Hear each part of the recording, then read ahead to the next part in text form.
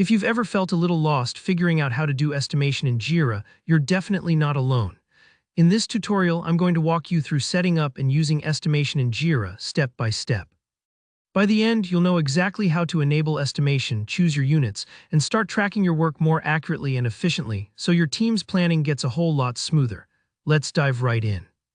The first thing we need to do is head over to your project's space settings. Think of space settings as the control panel for your Jira project. You'll usually find this by clicking on your project name in the side menu and then looking for the little gear or project settings option at the bottom left. From here, it's all about getting the right features turned on. Look for the Features section. In some versions of Jira, you might find this as its own tab or nestled under different settings, but if you poke around for features, you're on the right track. Once you're in the Features section, what we want to do is turn on estimation. Sometimes, estimation is off by default, so don't be surprised if you don't see those options right away. There will be a toggle switch or a simple on-off slide button. Click on estimation to turn it on. This is the foundation. It basically tells Jira that you want to track and measure the effort of tasks, which is absolutely key for planning sprints, making forecasts, and not running into "oh, we didn't budget enough time" moments.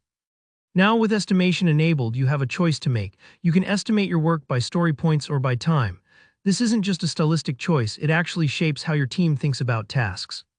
Story points are great if you want an abstract way to measure effort. Think of them as a way to capture how challenging or complex something feels, without worrying about the clock. Time, on the other hand, is just that, tracking hours or days you expect to spend. You'll see a drop-down or radio buttons here that let you pick. If your organization is already using one or the other, stick with that for consistency. Otherwise, if you're not sure, story points are often a good place to start for agile teams because they focus more on the difficulty rather than specifics of timing. After you've made your selection, go ahead and return to your main project space. This is where the change is going to actually make an impact.